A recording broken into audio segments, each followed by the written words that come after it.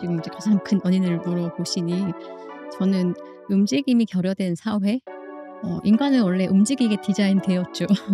그런데 움직임을 해야 되는 인간이 움직임을 하지 않고, 그거에 저는 출발은 제 책에는 지금 스마트폰, 최근에 많이 쓰는 것들을 언급했지만, 최초의 사건은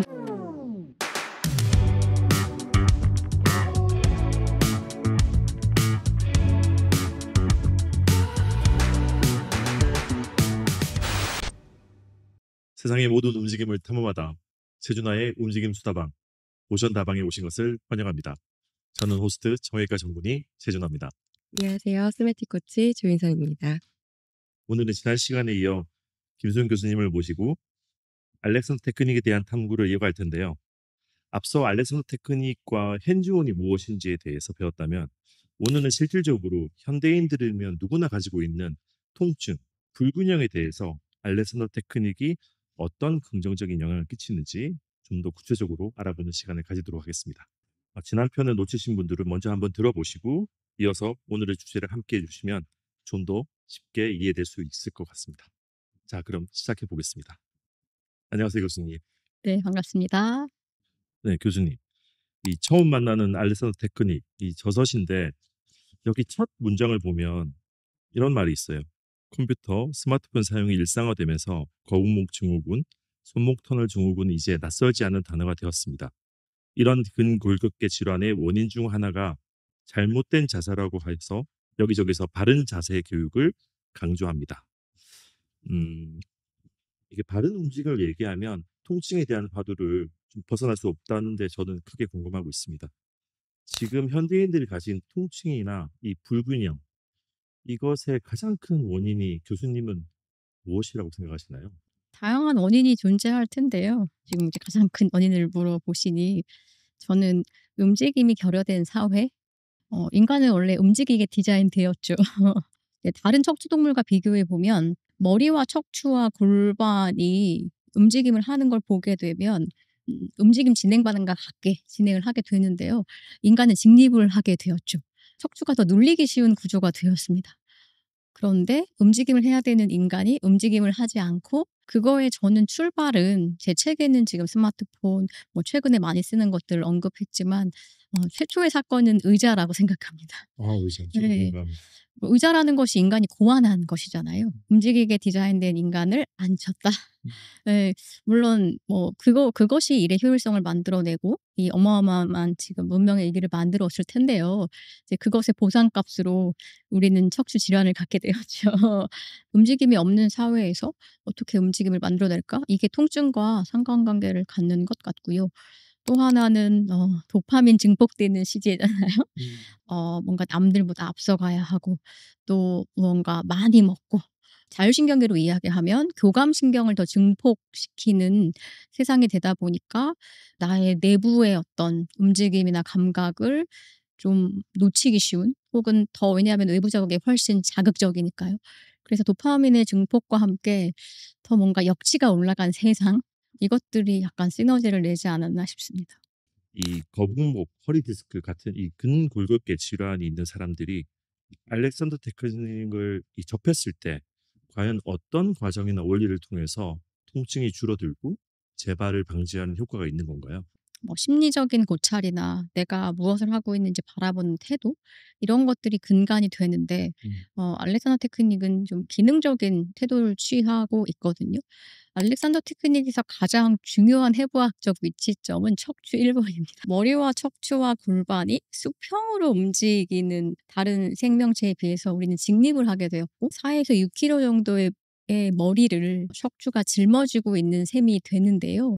머리가 척추를 누르기 너무 쉽고, 그게 정말 직접적으로 거북목 혹은 요통, 이런 것의 원인이 될 것이고, 알렉산더 테크닉에서는 이 척추 1번을 중심으로 거기에 머리가 잘 얹혀져 있어서 척추가 과하게 눌리지 않고, 원래 상태의 탄성체, 이거를 머리로 이해하는 것이 아니라 내 감각으로 훈련해서 이걸 내가 스스로 할 수 있게 하는 거라, 근골격계의 어떤 질환과 많은 부분 맞닿아 있고요. 원래 우리가 1살 2살 때는 잘 쓰고 있었던, 그런데 말씀드린 의자 혹은 이 세상의 속도, 그리고 모두 다 척추를 무너뜨리고 있는 세상이다 보니 원래 가지고 있었던 인간의 머리, 척추, 골반의 관계성을 회복해 보는 재교육의 영역이고요.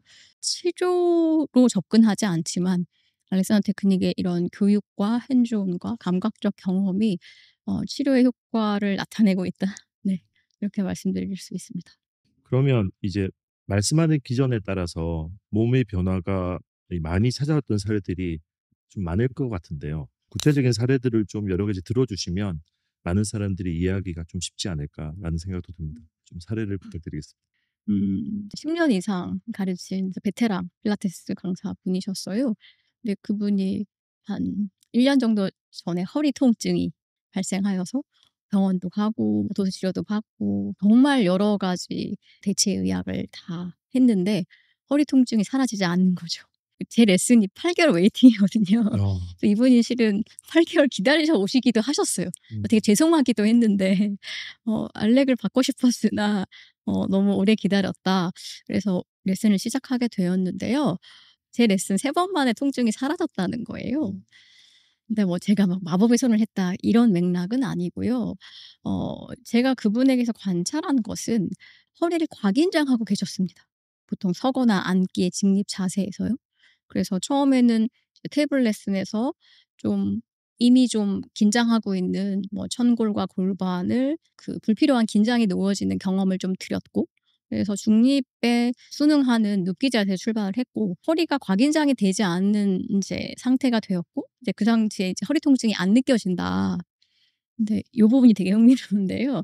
그 필라테스 강사분이 "그런데 나 지금 되게 할머니가 된 엉덩이가 처지고 힙업이 된 느낌이 안 들어서 통증은 없지만 기분이 좋지 않다.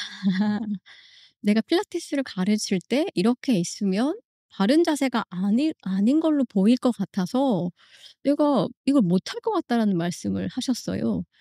그래서 이제 3 번의 레슨 동안 뭐 거울로 보여 드리기도 하고 영상을 찍기도 하고 이것이 알렉산더 테크닉의 감각 인식 오류인데요.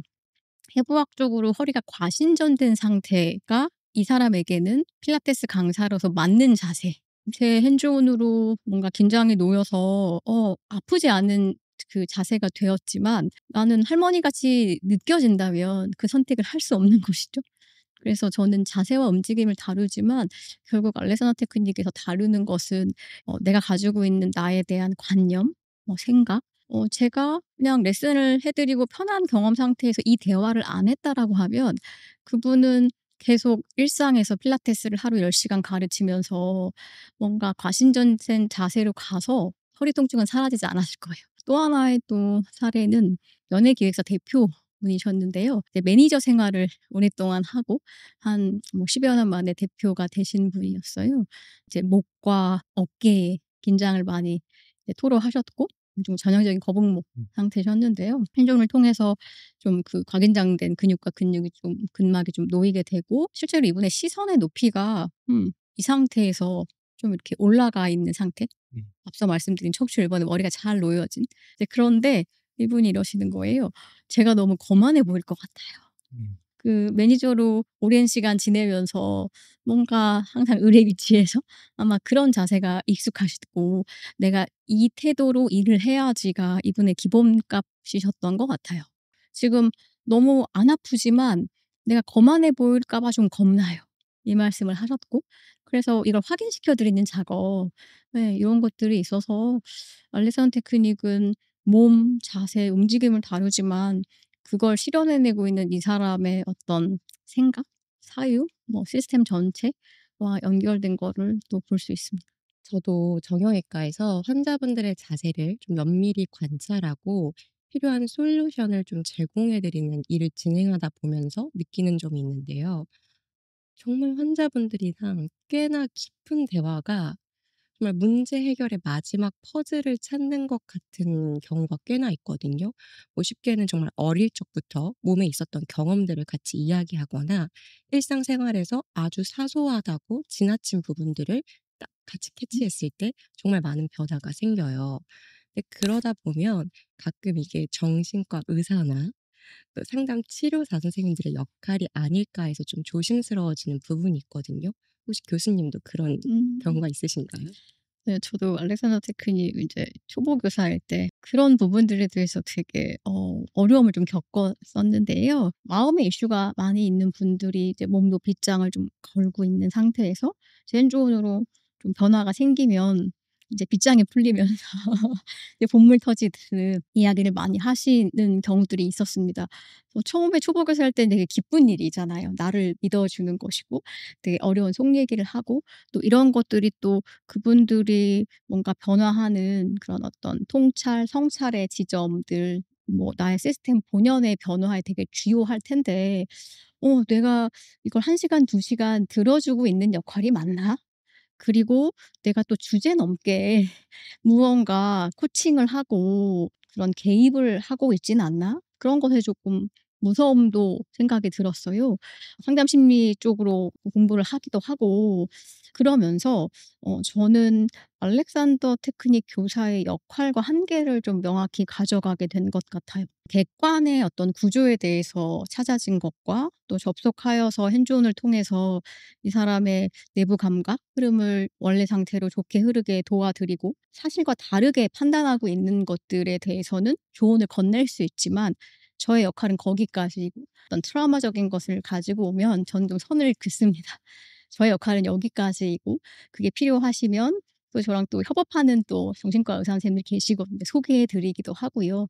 제가 할 수 있는 영역에서는 최선을 다해 도와드리지만 저는 한계를 명확히 아는 것 이것도 굉장히 중요할 것 같습니다. 저희가 얼마 전에 몸을 상상하라라는 책을 좀 리뷰를 했었잖아요. 음. 그 책의 저자도 알렉산더 테크닉 기반으로 알고 있거든요. 거기 보면 "머릿속의 조각배가 고요히 흔들립니다."처럼 아주 직관적으로 좀 경험할 수 있는 디렉션들이 소개되고 있거든요. 그래서 교수님께서 좀 직관적으로 아주 쉽게 '알렉산더 테크닉이 이런 거구나.'라고 경험할 수 있는 자세나 좀 방법이 있으면 좀 소개 부탁드릴게요. 동작적으로는 알렉산더 테크닉의 세미 수파인 자세가 있습니다. 수파인은 등 대고 눕는 자세를 의미하는데요. 세미 스파인은 무릎을 접은 상태로 눕는 것이고 직립을 하는 인간에게 허리나 뭐 골반에 좀 곽인장이 오기 쉬운데요. 주무시기 전에 한 5 분, 10분 정도 세미 스파인 자세로 누우시면 좀 압축됐던 척추가 좀 자연스럽게 펴지면서 디스크의 흐름도 좋아질 것이고요. 호흡도 좋아질 거라 좀 동작적으로는 세미 스파인을 해 보시는 거를 권해드립니다. 그 알렉산더도 세미스파인이 "건설적 휴식이다. 약간의 안정성을 보장해 준다." 이런 얘기를 했었거든요. 허리가 아픈 환자들은 보통 똑바로 누우면 다리를 뻗고 누우면 굉장히 허리가 아파서 옆으로 뒤적이게 되면서 막 틀어지고 더 안 좋아지는데 거기서 세미스파인 자세처럼 무릎을 살짝 굽히면서 허리 긴장도를 좀 낮추면 훨씬 더 몸에 더 좋은 경험이지 않을까 이런 생각이 좀 들었습니다. 그럼 자세와 움직임을 교정하는 과정에서 사람들이 흔히 저지르는 실수나 혹은 알렉산더 테크닉을 잘못 적용하거나 오해하는 부분도 좀 있을까요?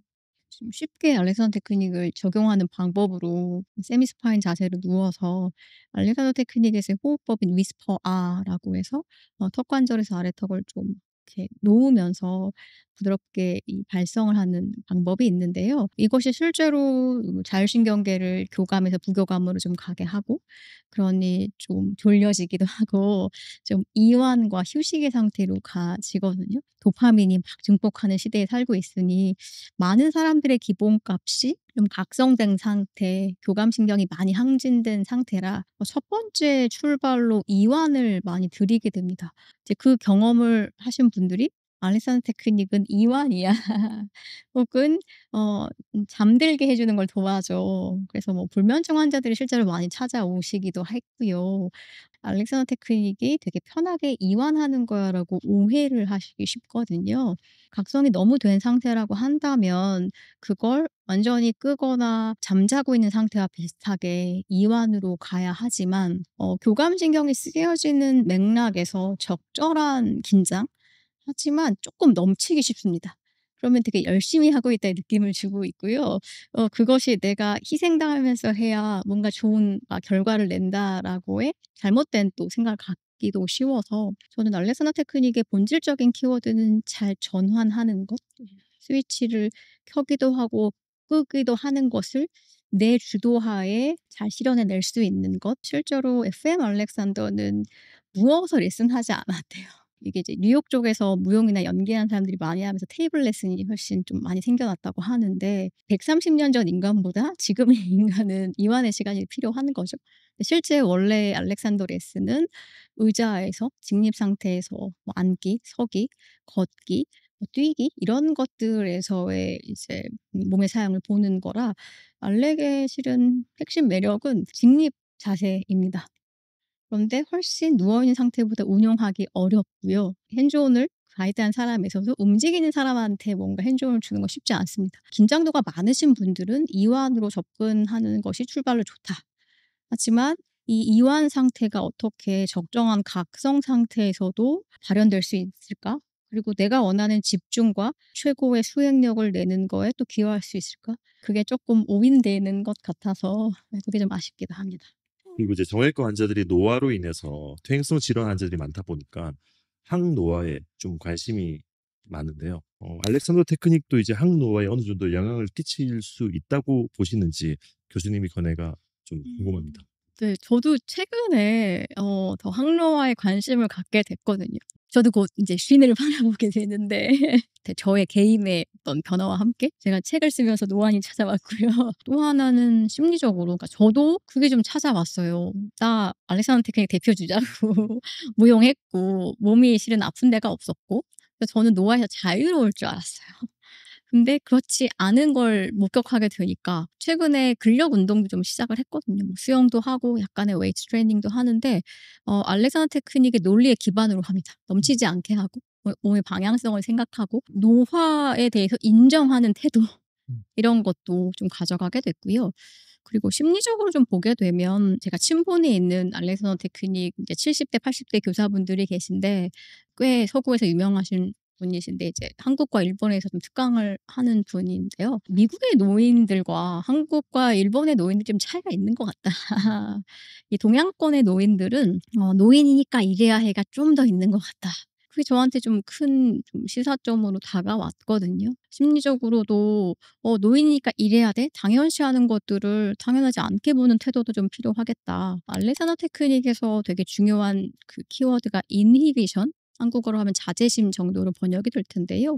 잘못된 거를 내가 하고 있다면 그걸 실은 안 한다가 아니라 알면서 할 수도 있고 안 할 수 있는 선택권이라고 표현할 수 있겠는데 이거를 알렉산더 테크닉 1 세대 제자 중에 되게 멋스럽게 표현하신 분이 있습니다. 정의 내리는 걸 약간 보류해 보는 것. 그래서 어떤 구조의 정답이 있고 '아 틀렸으니 교정해야 돼. 수정해야 돼.'의 태도가 아니라 '내가 알고 있는 정의 내린 게 맞나?'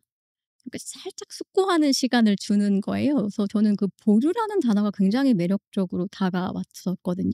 틀렸으니 맞게 가가 아니라 의사결정은 나의 몸 감각과 과거의 지식과 역사와 이런 것들이 함께 되어서 나의 직관이 하게 한다.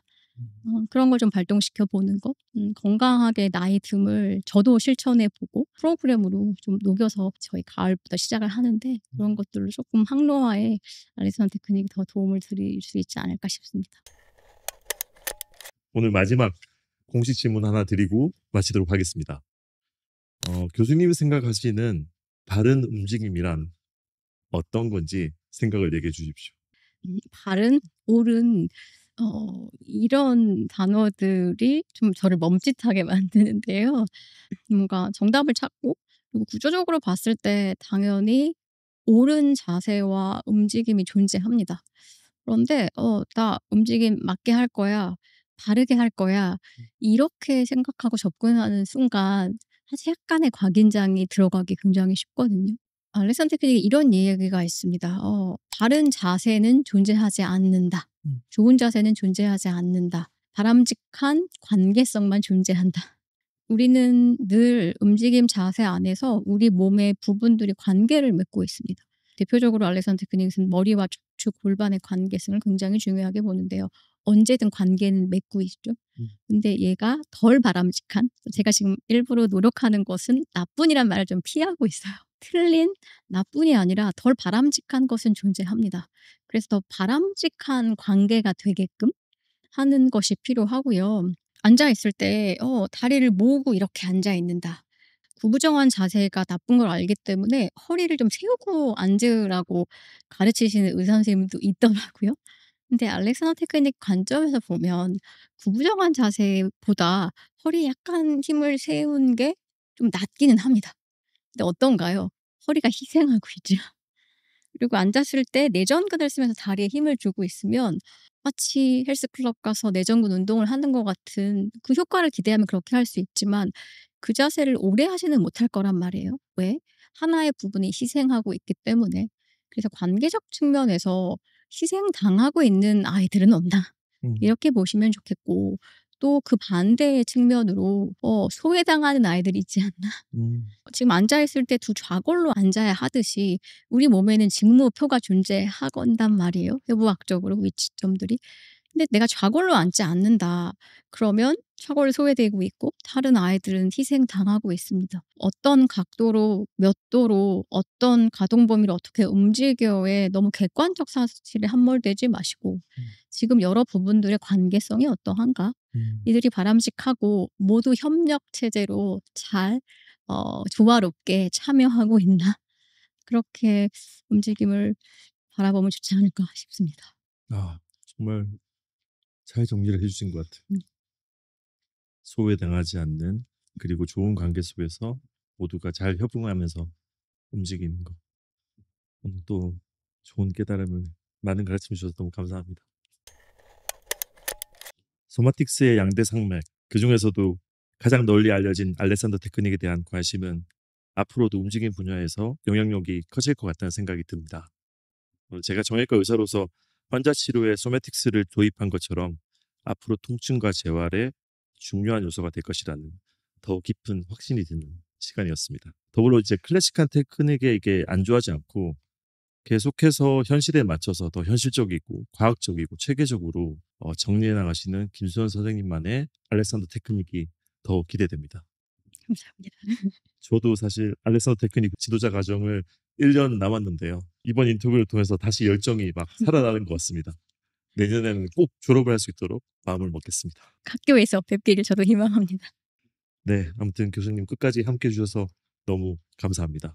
네, 너무 의미 있는 자리인 것 같습니다. 이게 알렉산더 테크닉이 대체의학으로 비춰지기도 하고 치료가 아니고 교육으로 접근하면서 몸에 대해서 어떻게 보면 좀 새로운 제한점을 제시하기 때문에 나라별로 그 의사 선생님들과 좀 결을 같이 하는 나라도 있고 좀 반목하는 데들도 분명히 있거든요. 그런데 이제 의사 선생님께서 이 소마틱스를 소개하고 안내하는 것이 굉장히 의미 있게 느껴지고요. 그 자리에 또 저를 초대해 주셔서 저의 알렉산더 테크닉을 얘기할 수 있는 자리를 만들어 주셔서 제가 너무 감사합니다.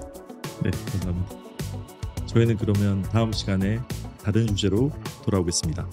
감사합니다. 감사합니다. 감사합니다.